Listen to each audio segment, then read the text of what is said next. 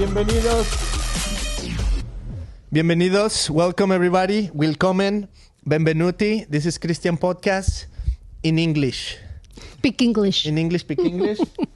We have our drinks right here. Salud. Chin chin. Chin chin. Come Neil on, have Neil. water. Come on, Neil. He's like, Eso. He's chin chin healthy better. guy.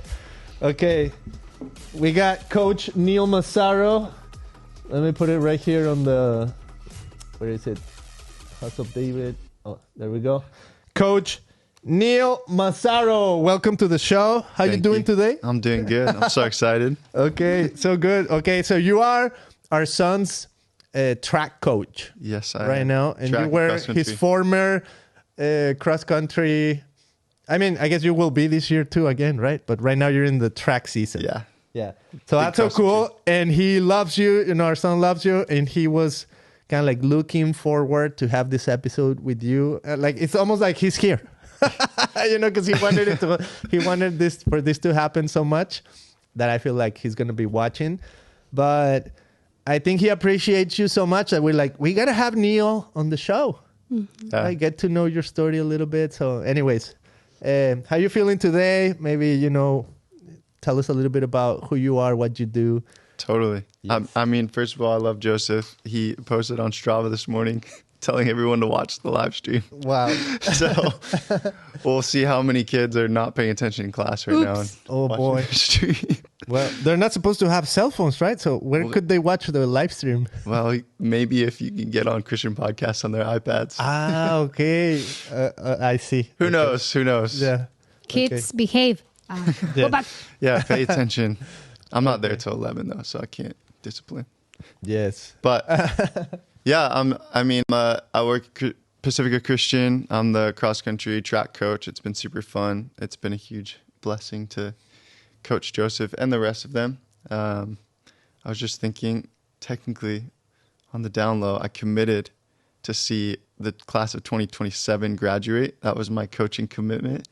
And I get yelled at all the time by the boys that I have to stay for their class because they're 2028. Oh, yeah. So Please. I would love to. That is the Please. plan as of now, Yeah. unless God tells me something else. But yeah, I'm from New Jersey. I don't know if you guys know cigaretters. You should from Coach Joel. Yeah, he told us a little bit about it, and he brought one of the speakers from Circuit Riders. He was here. Yeah, Derek Mack. Yes. Yeah, so I was on staff with them for almost 4 years before I came to Pacifica. And here we are. Nice. Okay, and Pacifica is a local Christian high school, right? And our son's there. He's been there for about 7 months now, I think it's been. Yeah, almost half a year. Yeah, it's a great school. Maybe like even like a little shout out to the school, you know, and for people that are maybe in the region here in Southern California or specifically maybe Orange County. It's a great school. We love it. And they just had the WASC thing where, I mean, it's just a great school. All the time gets super good I comments. remember when we applied to the school, we were looking at their vision and mission. Oh, yes. And we were amazed by looking at our vision and mission and theirs. Like, Beto, same. it's the same. Like crazy, Yeah, right? Yeah. It is a very, very special institution. They have a beautiful heart, Yeah. you know. Yeah. I every time I go there, I cannot cry. I cannot not God cry. is moving all the time, Yeah. you know. Yes. Yeah. And Millie tends to be always crying anyway. I'm a cry baby. Yeah, cry baby. Hey, that's okay. It's okay. So that's a shout out to Pacifica. Thank you, Pacifica. Awesome school. And now you're here. Okay. And by the way, you have a book too. I have it do. right here. It says Intruding Eden. And I saw it, you know, at the end of the book, you have a letter to Satan. I do. I wrote him a letter. You wrote a I had letter to tell him what's up. Yeah. So did he reply back? Actually, maybe. Yeah. That book, writing that book, because it's about spiritual warfare, there was definitely some warfare associated with it. Wow. Every time I would finish a chapter or have a really good part that I would write, something would happen that would just be frustrating or annoying. And the only answer I could have was, I think the enemy was frustrated that I was writing a book about him. Yeah. So Yeah. Are you familiar with the? Well, you were because I was there at the dinner for C.S. Lewis, right? But are you familiar with the screw tape letters? I've never read it. Oh, It's never read it. sitting Wow. on my desk at home. Really? Do you plan to read it someday or? Well, No. as I was writing this, I was like, maybe I should read the screw tape letters to get some inspiration or hear, because everyone talks about C.S. Lewis and his writing of that. Yeah. And they said, well, you're kind of writing the same thing. And I've never read it, so I didn't know. So I had every intention of reading it. Yeah. And No, then it's I not never the got same to it. thing, but I love that you're doing that because I feel like it's unfiltered. You know, you're not filtering it through like who this guy is or what he wrote. Yeah. But it's similar. You know, I think that the similar intention of like,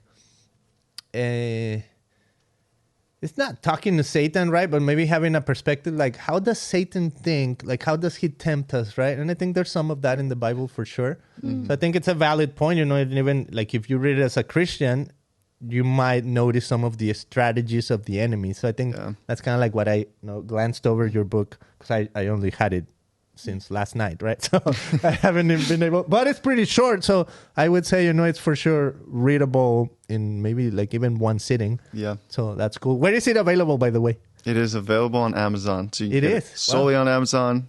They do everything for me. I self-published. So Nice. yeah, maybe eventually it'll be at Barnes & Noble.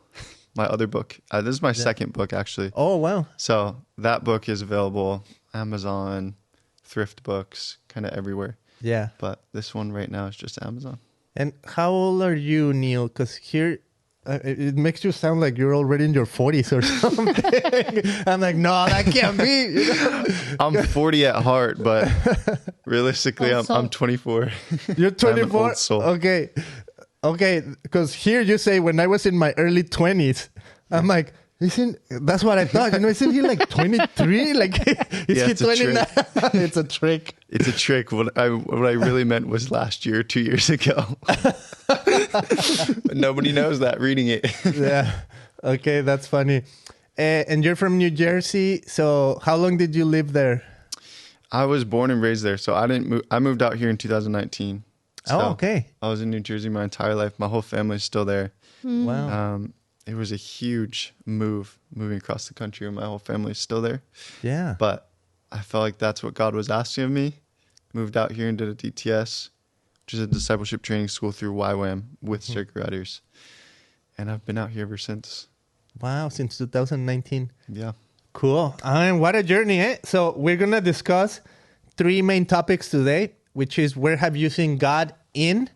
And those 3 will be, which are, it's interesting because those are like the main 3 topics people want to know about on YouTube, right? So this will be broadcast on YouTube too, or podcast, I should say, to honor what we're doing.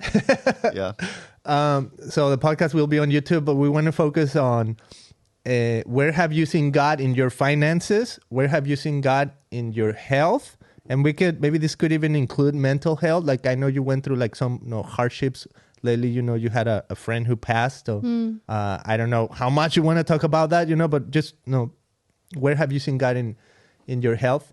And then the other one is where have you seen God in your relationships, right? So whether you want to take it like family or personal like love situation, that's cool too. And I'll leave it up to you to choose which one you want to start with. So health, finances, or relationships. Let's start with finances because I feel like that'll be the quickest, lightest one. Okay, let's take the next hour and a half for that then. Perfect. Let's talk about tithing. My financial journey, I think, has been just so fascinating, especially as a missionary, because with Circuit Riders, we were self-funded. And so the last 4 years of my life, before Pacifica, those 4 years of my life, I was solely living off people's generosity and them donating, and having to fundraise and ask for monthly donors, and which is not an easy thing to do. And if I'm being completely honest, I did not have much luck doing it. There were months that I was probably living on only $800 a month, which out here in California feels impossible. Yes. Especially when you have to pay rent and all that stuff. I put myself in credit card debt many, many times as a young, silly 19, 20, 21-year-old.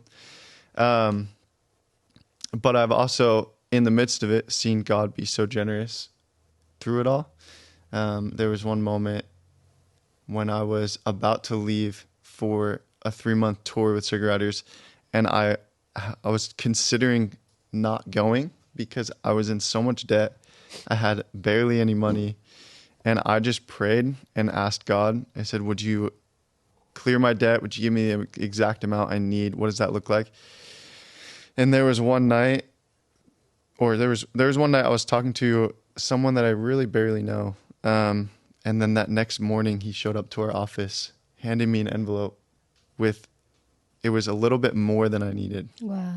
To completely pay off my debt, and gave me a little cushion so that I was able to go on that tour, which is just crazy. So I've seen God show up in so many ways, generously. And I think that's a testament of, biblically, if you live in sacrifice. Yeah, in the book of James, they have a saying that if you don't have because you don't ask. Yeah. Right? Yes. Yeah. Wow. It's very true. And I think even, I'm not sure where the scripture is, but the Bible talks about when you give, you receive back double-fold. And this might be blasphemous, but I feel like I was giving so sacrificially in that season where I was living off so little. And Paul says, I learned to be content with little, I learned to be content with much. And I learned, like people ask me all the time, even at Pacifica, why I live with such a small income. Some of the students ask me, like, why do you barely make any money? Why are you here? And in my brain, I'm like, I'm used to it. I learned financially to live in the lack and be completely content in who the Lord is, and not necessarily question what he's doing. That is beautiful. Wow. Yeah. Yes. Oof, that speaks a lot. And yeah, we're not going to go into our story. It's just you today. But thank you for sharing, because that's really important. And also, I don't know, are you familiar with The Chosen, like the show? A little bit. I've only watched season 1, but okay. Yeah. Well, all because I just wanted to say, like, God not only talks to, like, Jonathan Rumi is the main character that plays Jesus. Mm-hmm. And there's a documentary where he kind of like shows what he went through, like the financial struggles before his rise to like stardom, right? Because now the show is known everywhere in the world. So all that to say is, like, okay, God is not just a God of Jonathan Rumi. He's the God of Neil Massaro and, the God of Beto Mili and the Gudino family, or Gudino.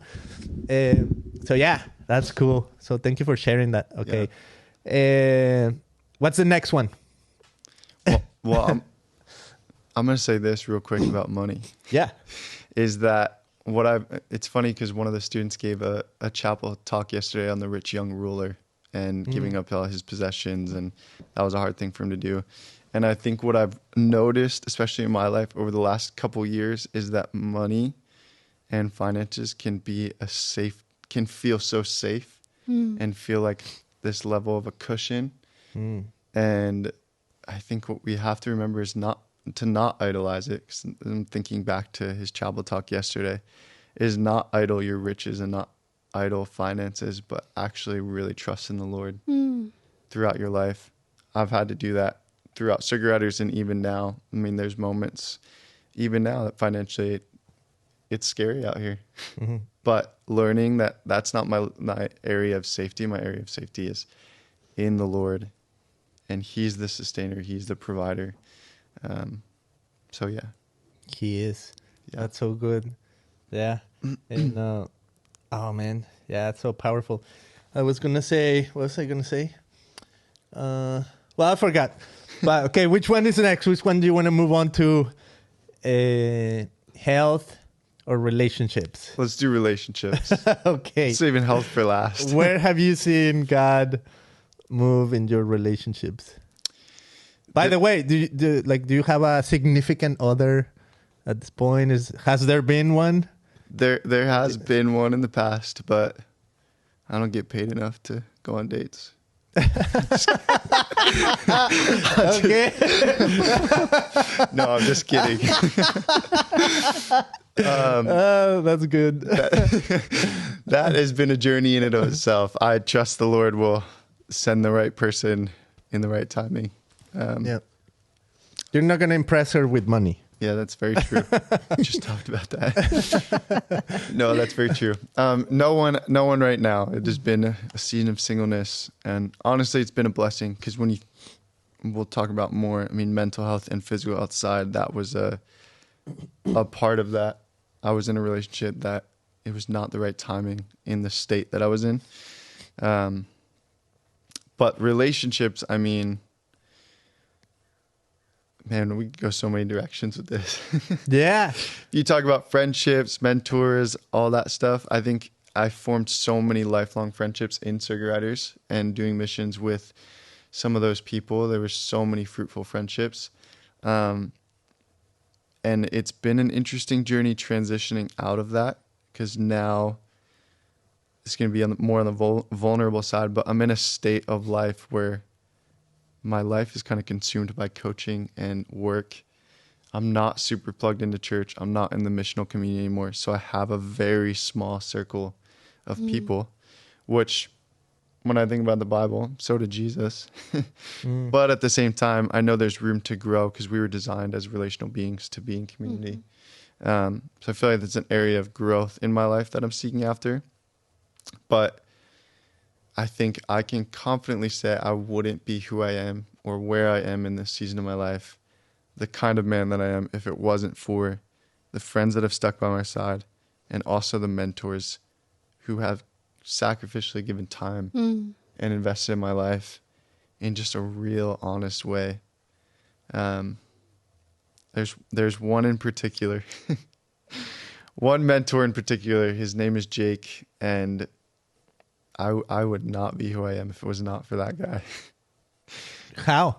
It's kind of going to blend into the health section, but I was going through just so much, processing a lot of trauma, and there was moments, even unforgiveness towards my family, that I was struggling with.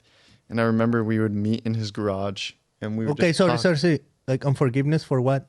Can you say, or what happened? Yeah, I mean, there was just so much. My family's been through so much growing up. I'll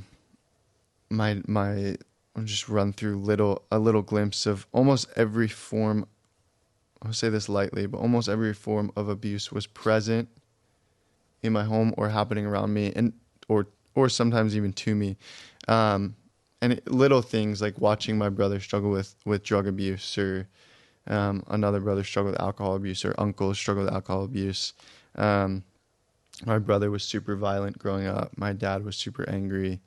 My mom would kind of blame herself, and so she wasn't the most emotionally available in the way I perceived it, because I saw my mom walking through so much. So then me carrying all that, I didn't want to put more on her, even though she's one of the strongest women I know. Did they have a faith background as a family, or? Yes. My mom grew up in a charismatic church, and then left the church when her first marriage. She went through a divorce, and she just kind of went through a phase of, she felt like everything was so unauthentic because of what happened with her first marriage. She was like, how could we actually be Christians if this happened? And so it was a journey getting back. And then once we were at the age, they really just wanted us in a youth group. So we've tried different churches. We eventually found one. So we were going to church for a little while. It was a Methodist. And it was a great church, but I think there was still so much violence happening with my oldest brother, and just so much tension in my home that kind of drove us away from church for a while, and our schedules were busy. And then it really wasn't until I turned 18, I had a mentor tell me he was going to a new church. And I looked at my parents and I said, we're going to try this. And they've been going ever since. Wow. Really? So my parents have been going. My brother, as of the last month, my middle brother, has been going back to church. He's in a very, really, really sweet spot, just finding the Lord. And then my oldest he'll get there. He's not quite there yet, but he will get there, hopefully. Yes, it's one of God's promises, you know. Yeah. So just Wow. about a time. Yeah. Wow. The time. So there was a mentor who, like, because of all that background you had and hurt maybe, and like, Yeah. my family is kind of messed up. And just by the way, you know, like, I mean, as you're saying, I'm thinking of my family. I'm like, oh yeah, I've seen that, I've seen that, right? So just to say, because I know Millie's background is similar, where sometimes where you're growing up, you think it's only happening to you. Yeah. Right. And then you realize, oh, wow, a lot of people go through like hard stuff in a family. Right. So just to give enough grace for people listening that, hey, we can all relate in a sense. Yeah. Right.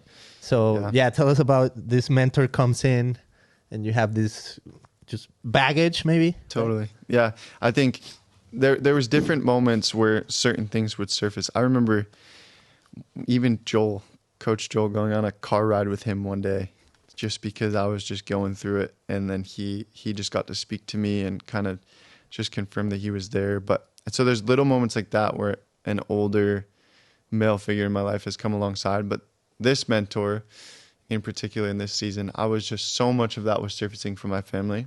And I was operating so many unhealthy patterns. I was really, really protective of friendships. I think because I had a fear of rejection, and I was terrified of, I just had this mindset that at any moment someone's going to just dip out of my life and not be present anymore. So I would get really protective, and in ways I would be really manipulative, where I would say certain things to try to get a certain response, almost to just validate myself or protect myself from getting hurt, which in the grand scheme, those people are not my friends anymore, which is okay. But that was a season where all of that was surfacing, and I stepped back from ministry within Circuit Riders, and just pursued healing in counseling and things like that, and then meeting regularly with this mentor. His name's Jake, and we would just sit in my garage, and sometime in his garage, and sometimes it would be a normal conversation. Sometimes we would pray. Sometimes we would go deep. I'll never forget the one time I did it because I felt like that's what I was supposed to do, where I told him I was ready to forgive my family. And I felt the pressure of like, okay, this is what everyone's telling me to do. So I feel like I just need to go do it. And I get to his garage and I'm sitting there, absolutely no emotion. My heart is actually still just really hard. And I didn't necessarily realize this, but he looked at me and he said, we can pray through forgiveness, but it's just going to be lip service because your heart's still hard. Wow. And he knew, like he could sense it. Yeah, he could just tell. And I think that was one of the most marking moments because, like, one, I just needed to be told how it was in that moment. And he was honest with me. And I think realistically, if he hadn't just been straight up honest with me, I probably would have never gotten to that point of actually forgiving them and walking through healing. So that was such a blessing. And then in that same moment, we didn't pray through forgiveness, but he started praying through intercession. And he asked for he's never met my family, but he started asking for their names. And one by one, he's praying by name for my family members. And he starts crying. And I'm still sitting there just like this, just emotionless, watching him pray. Like, I'm just like, okay, let's just get through this hour together. And then he looks up and he's got tears in his eyes. He says, I'm trying to show you what it looks like to get the heart of Christ for your family. He said, I don't even know them, but I feel God's heart for them and I feel a burden for their lives. And I'm in tears because I feel God's love for them. And he said, the only way you're going to get to a point where you can forgive them for the things that you've walked through together is if you start praying for them and soften your heart towards them and actually get God's heart for them. Which has even been a huge thing in all relationships across the board, is really understanding the Lord's heart for other people, the Lord's heart for people in friendships, the Lord's heart for people in a mentor and discipleship type relationship, family members, work relationships. I feel like I've had to go through such a unique journey of always bring myself back to the point of like, okay, how does God view this person? What is his heart for them? And how can I best serve them in a relationship and not be selfish or fearful and operate out of unhealthy patterns? So family relationships, I'll even speak to this real quick, is that I feel like over the last 4 or 5 years of following Jesus, I feel like has indirectly impacted my family in such a profound way, where they see the life that I'm living and I don't turn away from it. I don't shy away. I live a different lifestyle in certain ways. And I feel like it has impacted them and shown them in a way what it looks like to follow Jesus with an unabashed emotionality or just no fear. Wow. Visit us at christianpodcast.com and become a subscriber of Christian Podcast Plus.